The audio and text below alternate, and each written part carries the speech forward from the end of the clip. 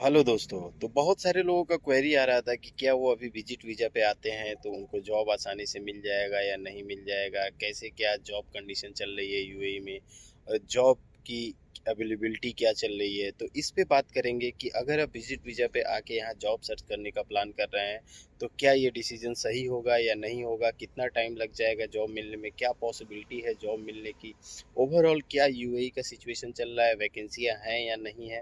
तो इस पे डिटेल्स में बात करेंगे कौन कौन से स्टेप आपको लेने चाहिए, कैसे आना चाहिए और कैसे जॉब सर्च करना चाहिए। तो देखिए, जब कोविड का टाइम था तो कोविड के टाइम में बहुत सारे लोगों ने कंट्री छोड़ा था, लाखों की संख्या में कंट्री को छोड़ के अपने कंट्री चले गए थे और वो लोग आ नहीं पाए। बहुत सारे लोग नहीं आ पाए, बहुत सारे लोग ओवर स्टे हो गए, वो आउट पास बना के गए और सारी उस वजह से जॉब बहुत ज़्यादा क्रिएट हुए थे यूएई में। जब यूएई का फ़्लाइट ओपन हुआ, वीज़ा ओपन हुआ, तो इसमें लोग सेल्फ आके भी अपना वीज़ा लिए, अपना जॉब सर्च किए और एजेंटों ने भर भर के लोगों को भेजा क्योंकि अपने होम कंट्री में उनके पास जॉब नहीं थी और बहुत सारी प्रॉब्लम्स थी। लोगों ने बहुत सारे पैसे दे के एजेंटों के पास गए, एजेंट के माध्यम से भी बहुत सारे लोग आए, सेल्फ भी आए जिनकी कैपेबिलिटी थी। तो बहुत ही आसानी से, या कुछ लोगों को प्रॉब्लम भी हुई होगी, जॉब मिल गया। और अभी की कंडीशन की बात करें तो अभी देखिए यूएई स्टेबल चल रहा है, ना बहुत ज़्यादा जॉब वैकेंसियां हैं ना बहुत ज़्यादा लोग आ रहे हैं। तो अभी धीरे धीरे स्मूथली स्टेबल हो रहा है।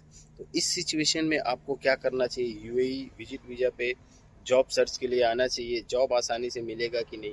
देखिए, दो चीज़ें डिपेंड करती हैं कि आप किस कैटेगरी में जॉब सर्च कर रहे हैं। एक तो आप एजुकेटेड है, वेल एजुकेटेड है, इंग्लिश आपकी बहुत अच्छी है और कई सारे सेक्टर में आपका एक्सपीरियंस है, अगर कंप्यूटर रिलेटेड या स्पीकिंग रिलेटेड, अब बहुत सारी सेक्टर्स होते हैं, तो आपकी जॉब मिलने की पॉसिबिलिटी ज़्यादा है। और अगर आप मिड लेवल में हैं, ना आपकी इंग्लिश ज़्यादा अच्छी है, ना बहुत ज़्यादा एजुकेशन है, ना बहुत ज़्यादा आपका एक्सपीरियंस है, तो इस सेक्टर में थोड़ी सी प्रॉब्लम है। बिना रेफरेंस के आपको जॉब मिलने में प्रॉब्लम होगी। इसमें रेफरेंस चाहिए ही चाहिए। रेफरेंस में क्या होता है कि बहुत सारी कंपनियां होती हैं, कुछ लोग अब वीज़ा ख़त्म होता है चले जाते हैं, अपना वीज़ा रिन्यूअल नहीं कराते हैं, कुछ लोगों को कंपनियां टर्मिनेट कर देती हैं, या दो तीन लोगों की जॉब वैकेंसी आती है, उसमें उनके पास वर्कलोड ज़्यादा होता है तो बड़े स्केल पे जॉब वैकेंसियाँ नहीं आती हैं, तो वो नोटिफिकेशन नहीं वो करती हैं, जारी करती हैं कि हाँ वैकेंसी हमारे वहाँ है। तो ऑफिस में ही रहने वाले लोग जो होते हैं, उनके रेफरेंस वाले और सब, वो उनको सेट करना चाहते हैं, या जिनका कोई रूम का होता है या जानने वाला होता है उसको सेट करना चाहते हैं। तो ये रेफरेंस बेस्ड जॉब होती है। ऐसी बहुत लगभग लगभग हर दूसरी कंपनियों में एक दो वैकेंसी होती है या आने वाली रहती है, तो वो अपने रेफरेंस वालों को वहाँ सेट कर देते हैं अपनी कंपनी में। तो अगर आप मिड लेवल में आ रहे हैं, ना ज़्यादा क्वालिफिकेशन है, ना ज़्यादा एजुकेशन है, ना आपकी ज़्यादा अच्छी इंग्लिश है, मीडियम है, तो आपको रेफरेंस चाहिए ही चाहिए। उसके बाद कैटेगरी आती है थर्ड, कि आप किसी भी वो नहीं है, आप आना चाहते हैं तो आप हिमसेल्फ ना आए, खुद ना आए। अगर आप टैक्सी में जाना चाहते हैं या बाइक राइडर में जाना चाहते हैं तो आके किसी भी यहाँ के एजेंट से आप करके अपना वीज़ा वगैरह करा सकते हैं। लेकिन अगर आप कुछ भी नहीं है आपके पास, तो आप इंडिया में ही किसी एजेंट के माध्यम से आएँ, या अपने होम कंट्री में पाकिस्तान, बांग्लादेश, भूटान, नेपाल, किसी भी एजेंट से माध्यम से आएँ, जेन्युइन तरीके से आएँ, एम्प्लॉयमेंट वीज़ा पे आएँ। नहीं तो आप हिमसेल्फ आके सोचते हैं कि आप लो कैटेगरी में जॉब सर्च कर लेंगे, तो वो इम्पॉसिबल है। जहाँ तक मैं जानता हूँ वो इम्पॉसिबल है। तो ये तीन कैटेगरियाँ होती हैं। अगर वाइट कॉलर में आते हैं तो आपके लिए पॉसिबिलिटी 75% है, जॉब आपको आसानी से मिल जाएगा। उसके लो मिड लेवल में आते हैं तो आपको थोड़ा बहुत रेफरेंस चाहिए और परेशान होना पड़ेगा, दौड़ना पड़ेगा, थोड़ी सी मुश्किलात आएंगी धूप में और सारी चीज़ें। तो मिल जाएगा लेकिन टाइम लगेगा, और जो सैलरी मिलनी चाहिए उसमें भी आपको कॉम्प्रोमाइज़ करना ही पड़ेगा, बहुत सारी जगह कॉम्प्रोमाइज़ करना पड़ेगा। मिड लेवल में आप ना आए, आप कितना भी भाग दौड़ कर लेंगे, आपको बहुत मुश्किल से ही जॉब मिलने वाला है। 20% 25% चांसेस होते हैं। तो ऐसे चांसेस ना लें, आपका ज़्यादा पैसा बर्बाद होगा टिकट में, विजिट वीज़ा में और सारी चीज़ों में। तो ये सब चीज़ें ना करें। आप एम्प्लॉयमेंट वीज़ा पे किसी कॉन्ट्रैक्टर के थ्रू या एजेंसी या एजेंट के थ्रू ही आएँ। मिड लो लेवल की बात कर रहा हूँ।